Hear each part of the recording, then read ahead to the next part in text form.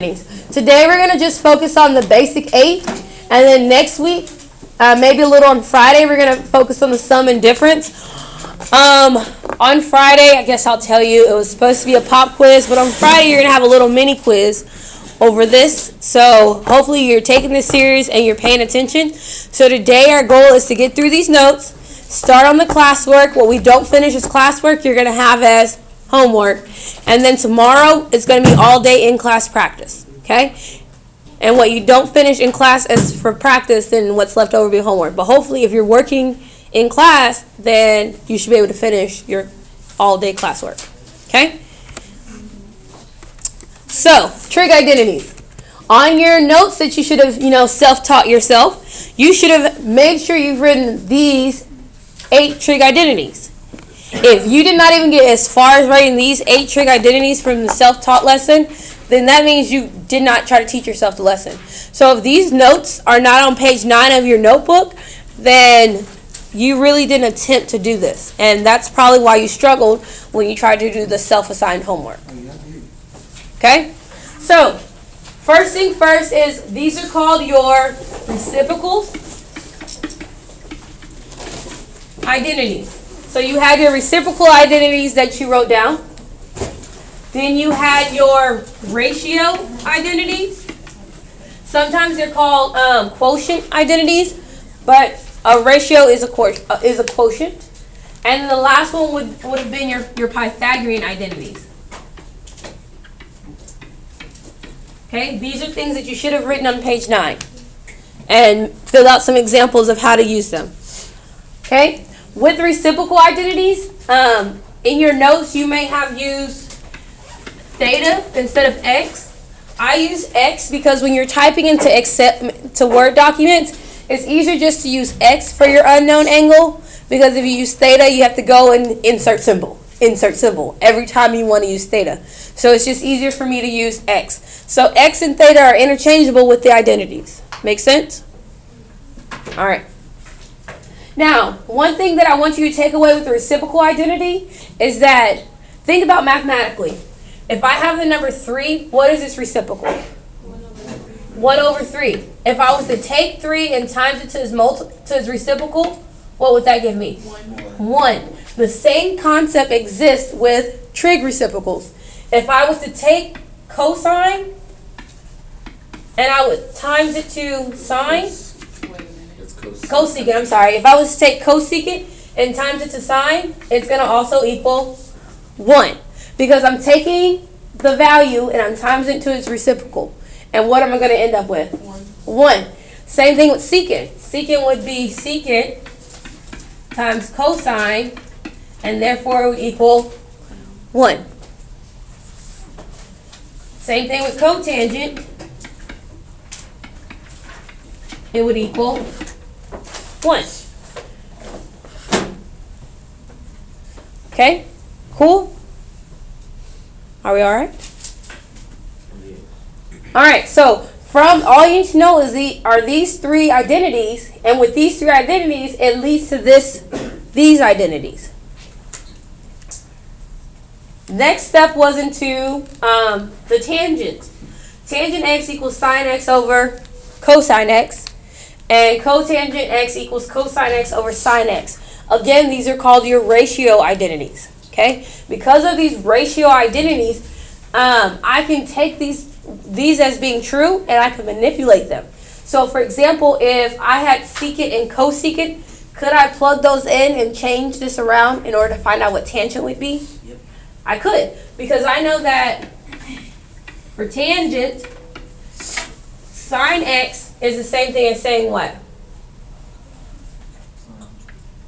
It's the same thing as saying 1 over secant. Okay? And that's because cosecant. Lo siento. My bad. 1 over cosecant. And that's because if I wanted to move this around, how can I move sine out of the denominator? I would multiply. What I do to one side, I would have to do to the other. So now I move it over here. But what if I want sine to be by itself over here? What would I have to do to cosine? I would divide it. So therefore sine would equal 1 over cosecant. And if that's true for sine, then cosine would equal what? 1 over secant. Okay? And now I'm dividing a fraction. When you divide a fraction, you do what? We keep the numerator, and we do what to the denominator? We flip it. So because of this identity, now I know that this identity exists.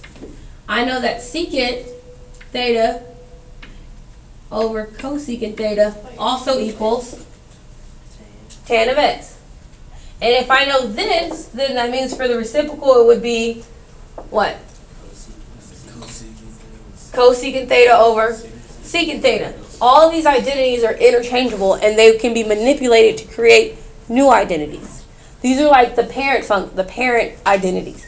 And because you know the parent identity, you can take the parent identity and make it into what you need it to be. It creates a bunch of little babies.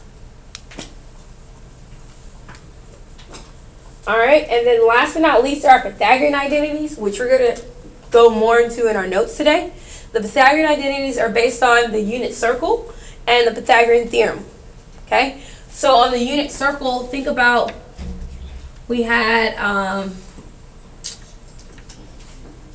our x-axis and our y-axis, right? And from our x-axis and y-axis, because it's a unit circle, that means our radius was what? 1, Students, right? please pardon this interruption. We need the following students to report to the counseling office at this. All right, so Pythagorean theorems, we're going to go a little further into our notes. But first things first is reason why it's called Pythagorean theorem. Remember how when we did the unit circle, we talked about sine and cosine represented by x and y? Yes. Okay? X is which trig function? X is cosine. X is cosine and y is sine. sine. And so when we talked about Pythagorean theorem, if I wanted to find a side, what's the Pythagorean theorem? A squared plus B squared equals C squared. Exactly. A squared plus B squared equals C squared. So if I need to solve for 1, then I would do sine squared plus cosine squared equals 1. And that's the basis of why this is called Pythagorean identities. Because it starts with Pythagorean theorem, which starts with the unit circle, which starts with x and y and a radius of 1. All right, so if you read through the section, you're probably like, what the heck is going on? But you should be getting some clarification right now, I hope. All right, so let's go into a little more details. An identity is an equation that is true for all values for which the variables are defined. Okay, the key word is it's true for all. It cannot be called an identity if it's only true for some. Okay, it's an identity because it's true for all. So for example, in Algebra 1 and Geometry and Algebra 2, the most common used identity besides the Pythagorean theorem, because it's a theorem, not an identity. Okay, the most common one that you've used besides identity that you've used is called the difference of squares.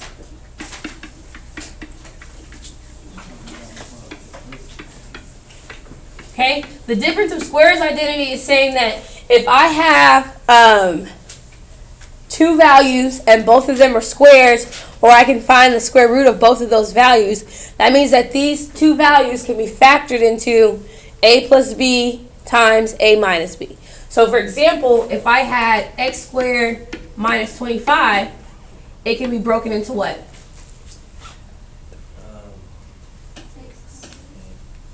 X squared minus 5 squared. X plus 5 X plus 5 and X minus 5. It would be x minus 5 and x plus 5. Because the square root of x squared is, and the square root of 25 is 5. Do y'all remember that from Algebra 1, Geometry, and Algebra 2? Yes. Okay, it was in all three. So that's a key thing. That's what an identity is, and that's how an identity works. It's true for all values. So I could do x squared minus 49, and the pattern would still be x minus 7 times x plus 7. Got it? All right. So back to the unit circle. When we talked about the unit circle, we had defined things on the unit circle as a circle with a radius of 1, and it has coordinates all around it. So we talked about our x representing our cosine and our y representing our sine. And we said that the relationship between these x and y and tangent was what? Tangent equals cosine over sine. It's sine over cosine, but when we talked about it in terms of unit circle, it was what over what? Cosine over sine. It was what, Alex? X over. Y over Yeah, wow. x. Okay? When we talked about it in sines of a unit circle, it was y over x. Alright? And then we went into talking about their cousins, aka their reciprocals. And the reciprocal of sine was cosecant. So instead of just being y, it became what? 1 over y. Good job, AJ.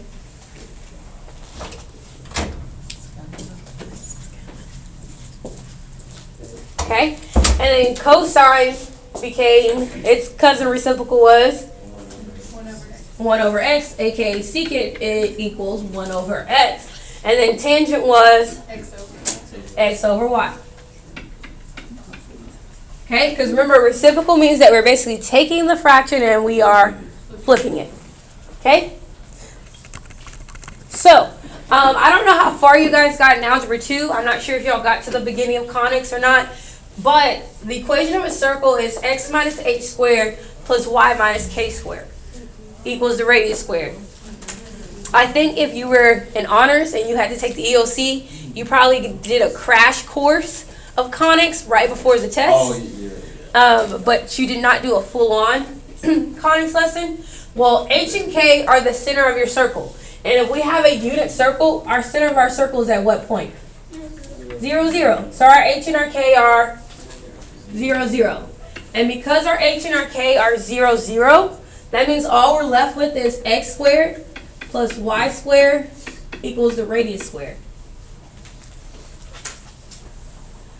And because this is true, we can now substitute all of these values in for x and y randomly, right? Yeah. And we can substitute these trig values in and manipulate them. This is why we have the Pythagorean identities. And so that leads us to our Pythagorean identities, which we're going to do on the back. Okay? Also, because we have those rules, that's how our reciprocal identities and our ratio identities were created. So our reciprocal identities are cosecant of theta equals what again? 1 over sine theta. Secant of theta equals 1 over cosine. and cotangent of theta equals 1 over tangent theta.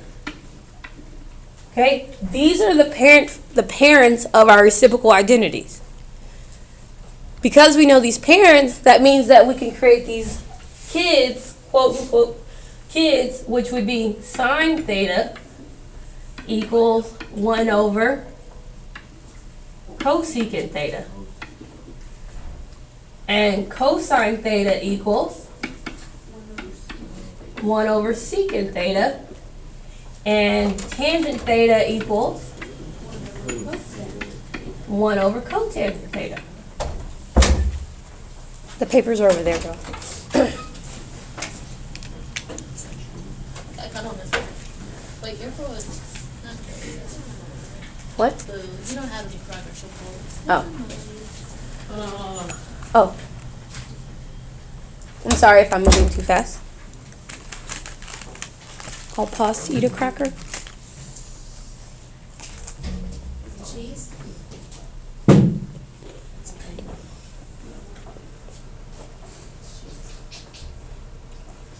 Okay. Are there any questions about the reciprocal identity? No. So those are those, I would say, opposites. Mm-hmm.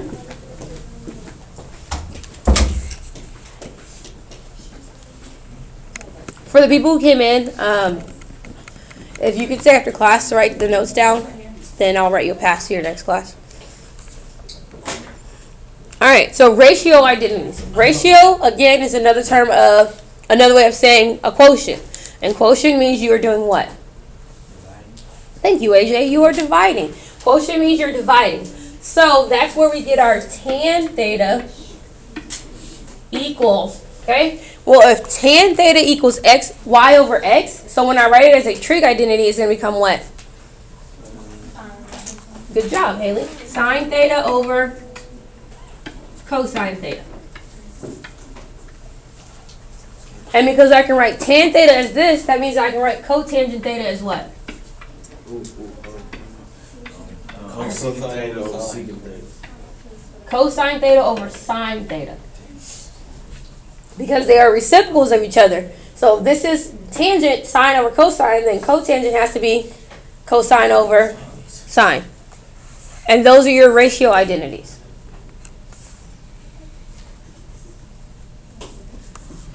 Okay?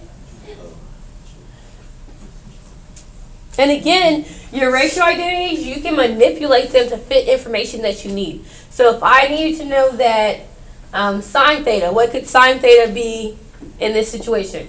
I would need to get it by itself. So I would have to move what?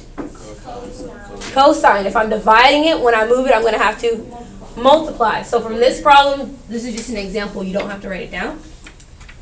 So from this, I know that sine theta equals tan theta times cosine theta.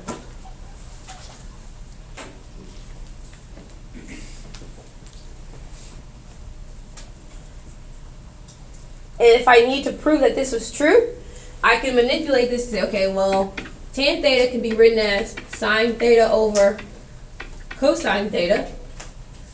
And when you multiply these, what cancels out? The cosines. And so therefore sine theta equals, is that true? Yes. Yes.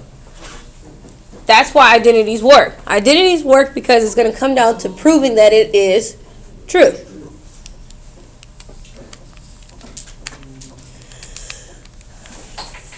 Okay? Again, for the people who just came in, what you don't get, I will go back at the end if we have time. Or you can stay after class. Okay? So next thing is, sometimes your functions can need to be changed. So for example, if I was given tan squared, so if a problem gave me that my tangent was squared, well that means if my tangent is squared, what I do to one side I have to do to the other. So that means I need to also square the rest of my identity. So therefore, tangent squared theta equals sine squared theta over cosine squared theta. Because when you square a whole fraction, that means that you're squaring the numerator and the denominator. Huh? An exponential? An exponential rule? It says it up there. Okay? And the same thing if you need to manipulate this anymore. If I needed to put it to the third power, if I make tangent to the third power, then I'm going to make sine and cosine to the third power. Okay? And remember, when you're squaring something, that means you have how many of it? Two of it. So this is technically saying tan theta times tan theta. Okay? And the reason why this is helpful to note is because when you need to eliminate things, if you have one in the numerator and one in the denominator, can I eliminate both of them? No, I only can eliminate one. I only can eliminate the number I have. I meant to say 2 in the numerator and 1 in the denominator. That probably would have made more sense. That probably would have made more sense. And the same thing works with the reciprocal identities. If I have cosecant squared theta, what would I need to do to make this a true identity? Squared. So cosecant squared theta equals 1 over sine squared theta. You have to keep your identity balanced. So you wouldn't have to put it on 1? Well, what's 1 squared, Evelyn? 1. It's a tad bit redundant. Okay? All right. We're going to move on to our Pythagorean identities, which are on the back at the top. I think Pythagorean identities are fun. Actually, I think trig is fun, period. It's like my favorite thing. I do. I really think trig is fun. Trig is fun. All right. So our parent identity is sine squared theta plus cosine squared theta equals 1. That's our parent. Okay. Because of this identity that we came up with from using the what? What did we use to come up with this one? The Pythagorean Theorem, but we used the what? Unit circle. The unit circle and the fact that x and y are sine and cosine. Okay, this is how these are created from using using that information. Well, the beauty is is we can manipulate this to fit whatever we need.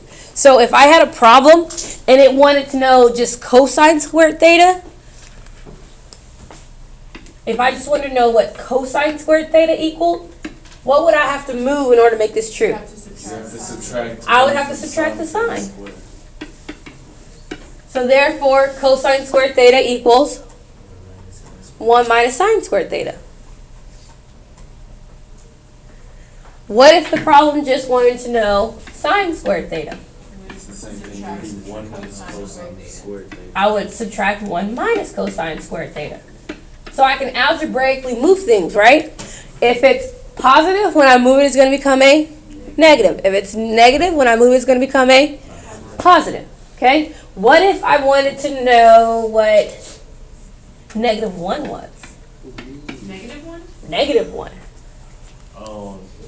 What about those would be negative? Sine squared minus Sin and cosine would be both negative, wouldn't they? There you go. Joey answered. Negative cosine. If I'm going to make one side negative, I have to make the other side negative. So if sine is positive, it's going to now become a negative sine squared theta. If cosine squared theta is positive, it's now going to become a negative cosine squared theta. So if it were to be already a negative, it would go to a positive. If it was already a negative, it would go to a positive. Okay, now let's use this one. What if I wanted to know about negative sine squared theta? Wouldn't it be Add negative cosine 1 plus Negative 1 plus cosine? cosine squared theta. Good job, guys. Well, this is the easy stuff. Yeah. Okay, what about negative cosine squared theta? Wouldn't it be negative It's 1 vice plus sine versa. squared theta? Y'all are in the classes that has caught on the quickest. What is happening to this class? I don't know. We're learning. Wow. Groups make you learn? Yeah. Oh, okay. All right, so do we see what we did to manipulate this? So as long as I know my parent, can I create all these babies? Yes. Yes, as long as I know my parent, I can make all these babies. All right, so we're going to try another parent.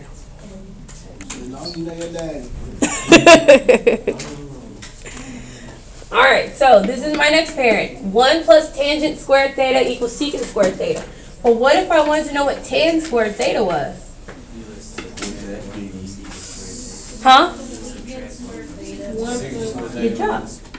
I would subtract 1 from secant squared theta because I would need to move a positive 1 to the other side and it would become a negative 1. What if I just wanted 1 by itself? So you subtract tan squared theta. It would be secant squared theta minus tan squared theta.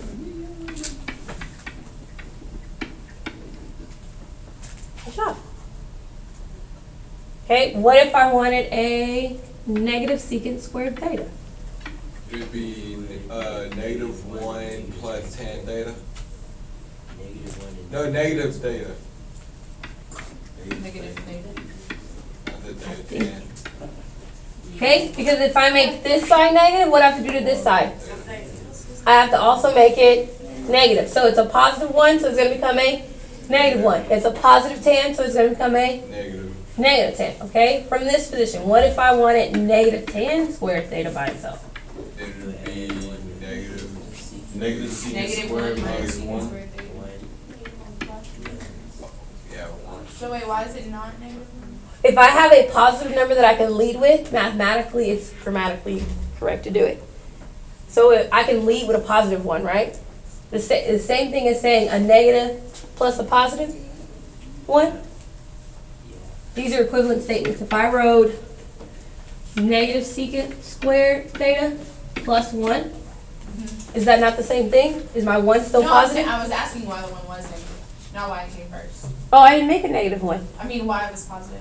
Oh, because I needed to move it. I wanted negative tan squared theta by itself. Oh, I So see. if I have a negative 1, in order to move it, I have to make Oh, it okay, so I see you what know you're that. Positive one. I was like, what you Teachers and doing? students, pardon this interruption, but we're going to need all the students that are taking a. Okay, so now we just have negative 1 left. How would I get negative 1? You would negative 1 equals negative tan squared theta plus, or minus No, secant. negative C. You do tan squared. Oh wait, positive tan Positive. squared. Yeah. Negative 1 Yeah. equals. Minus secant squared theta. I thought secant went first. You didn't put the negative on the tan, or maybe you did put it. Tangent doesn't need to be negative. I It's mean, already okay, negative, yeah, so when I I don't know move why it, it said makes that. it. Oh, I secant literally positive. just said that. I don't know I why thought I said secant- there's not. Or I can just go back up to this one, right?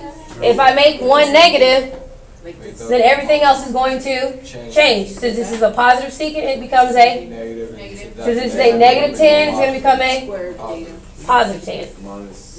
Oh, okay. All right, at your table, I want you guys to do the last one. Alright, wait. Hold up. Can you give us the ones that we need to find? Yeah, I'm about to say what they need to equal. Yeah, I was just about to Okay, so you need to do cotangent squared theta. You need to do 1 equals. You need to do negative cosecant squared theta. You need to do negative cotangent squared theta and negative 1. At your table. I believe in you. Oh, I'm sorry. That was my bad. My bad. I didn't mean to zoom out. I didn't. I promise. That's not the button I wanted to press. There you go. So we're doing that. Yes, you're doing it at your table. I know. All right, here we go. Hey, Ready? All right, cotangent squared theta was what? It was cosecant theta squared minus hey, 1. Miss, I got a question. Yes. Like, what if you write the 1 first? That's okay. It's just not mathematically, common. If you can lead with the positive, you should lead with the positive. Alright. Okay? What did you get from 1? Cosecant squared Cosecant squared theta minus cotangent theta squared theta. Good job. All right. What about negative cosecant squared theta? Negative 1 minus cosecant squared theta. Good job, guys. All right, negative cotangent squared theta. 1 minus cosecant squared theta. Beautiful. Or you could have written it as negative cosecant squared theta plus 1. Okay. Last one. Cotangent squared theta minus cosecant squared theta. All right. For now. All right. So we we didn't get through the examples. For your all right. You guys may end up with more homework. Okay. Your classwork will start tomorrow, but for your homework tonight, what I want you to do is fold your paper in half, and you should be able to fill in your reciprocal identities, your ratio identities, and your Pythagorean identities without looking. What? Without looking at your notes. Fold it in half. Fold it in half and fill this table in without looking at your notes. You're on the honor system. Very carefully. Very carefully.